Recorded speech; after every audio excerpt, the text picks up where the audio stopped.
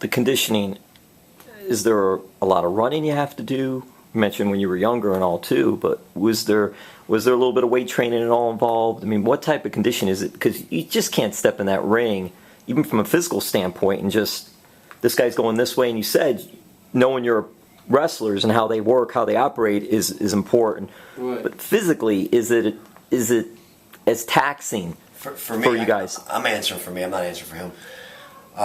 For me, I generally really try to eat as best I can. I get a lot of cardio in at home. I do a lot of running around. Like I said, I'm athletic, so I'm always involved in something. So to me, I'm not really going to the gym and busting my ass every day like the boys, because I don't need to be jacked up. You know what I mean? I like to be physically fit, and I have to be. It's more stamina then, more in that regard. With you're saying the conditioning, like running around a lot, doing a lot of running. And to me, it's more about that part of it. I mean, tonight is our pay-per-view tonight, Destination X, and I didn't add it up total, but I know I'm working almost 80 minutes tonight. That's a long time. I know I'm going to drop about a bucket's loads of water. I know I'm going to be sweating to death, and I know I'm going to be very tired tonight. But I can't do that without eating right. I can't do that without trying to get as much exercise in as I possibly can. So yeah, you need to be in shape. And my dad at his age is in decent shape. He's not fat. He's not big. Your dad moves. Your dad can move around too in there and all and everything. All the years he's put in. God bless his brother. His brother's a little heavier right now because he's not as active as my dad is. But if my dad had the same body right now as David, he would not be able to move like he's moving right now. I can reassure you that. He probably wouldn't even be able to do this anymore. So him staying in shape, actually at his age, is actually more important than me. But I'm trying to prepare myself for later on when I'm his age, hopefully, and I'm still in the business. I just don't want to be some beer-gutted, referee that, looks like crap in the ring and can't do anything in the ring like I can now. So yeah, it's very important, I think. A lot of water too. Oh yeah, that's all I drink all day long. I've probably peed about 18 times a day, but that's because I've just been trying to hydrate all day. The thing is, like, I don't do the exercise that Brian does, but at home I'm continuously working outside, doing something, and you never hardly ever see me sitting around.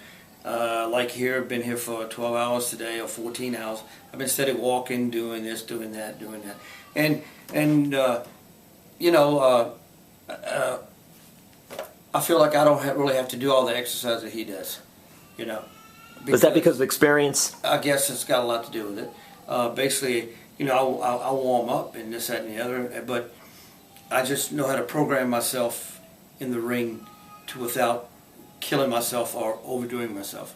I can save myself. Sometimes I hardly ever sweat, and when I come back sweating, that's because I've had a 30 or 40 minute match or whatever it may be with Kurt Angle and somebody up and down, in and out, over and in, and most of the matches are just pretty well standard TV matches, but I can't move as fast as Brian now, but I get around pretty good. I'm doing okay. One of the things that I pride myself on, and without being in shape, you can't do it. There is not a match that I will get in and do that will not be done the same exact way as a pay-per-view, as a major main event, or as a house show.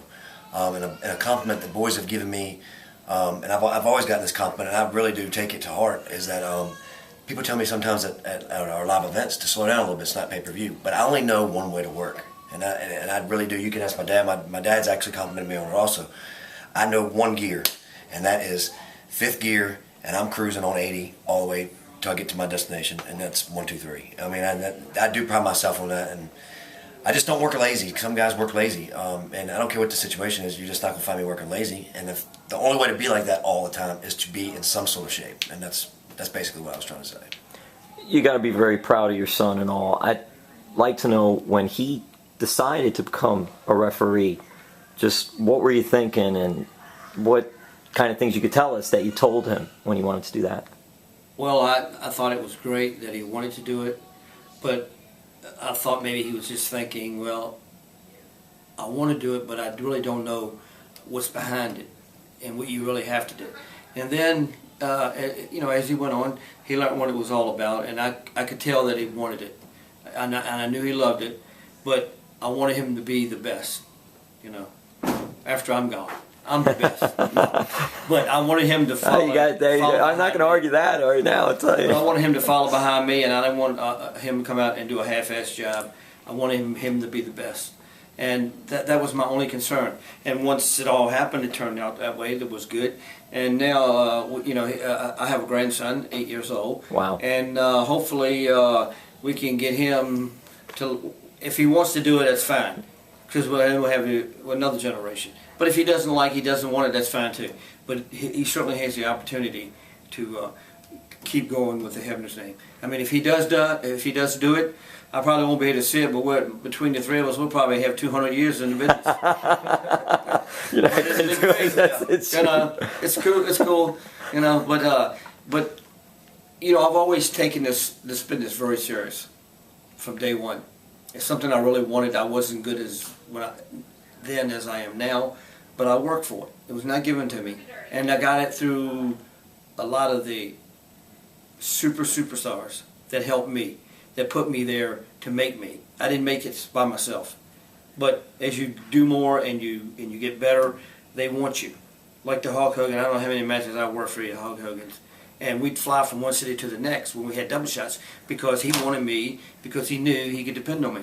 And that's the same thing right here, But you don't. This is not given to you. You earn it and you work for it. And the better you get, and the more that they can trust you and know that you're going to be there for them, you're going to move right on up, And that's something interesting I think your father said, because for you, I would think having the Hebner name, get your foot in the door, so to speak. But you're still going to have to do it.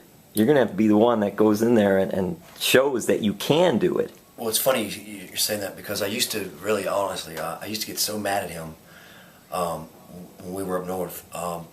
When I first got there, he was the senior ref, and he assigned the referees to the matches he thought they could handle. He didn't put me on anything for at least 2 years that I was there, on Monday Night Raw, on SmackDown. He didn't put my name. Every time I went to go look at that piece of paper that showed us what we were doing, my name wasn't on it. I could not understand why he could not put his son in a match. But what he did was he taught me a valuable lesson, because he knew I wasn't ready. And so he made me earn it. In other words, there are people that do get in this business and are given or pushed away that they probably shouldn't be because they're not ready. And I would have taken it had he done it. I'm not going to lie to you. But I learned a lot. I learned better of what he meant once it finally came to me, because he was right. I wasn't ready. And I needed all those matches that weren't, in my mind, important, that got me to where I am today. And I didn't understand it, but now I do. And so people say, well, you're just because you were Brian Hebner. I'm sure it helped me to get into the business, but once I got here, I had to figure out whether I could do it, and people else, they had to figure that out too. Just because I'm Brian Hebner doesn't mean because my dad was Earl Hebner that I should be in that match, because some of the boys could just crap on that and go, no, he's not Earl's son. He doesn't work like Earl's son, so we don't want him. So I don't want to be that guy, and he made sure I wasn't that guy, because he could have shoved me down people's throats, and I could have been more of a nuisance in this business because my name was Hebner, as opposed to, no, this is Brian Hebner, the referee, not just Earl's son. You know what I mean? So and I've always told him I don't want to be known just as Earl Hebner's son. I want to make my own legacy myself. I want everybody to know this is my dad, because I'm very proud, but I want to be known as Brian Hebner, the referee. Oh, and he's Earl's son. That's the thing. And so it was pretty neat, and I used to get so mad at him, but I understand now, and I would do the same thing now to my son Trevor if it ever came up.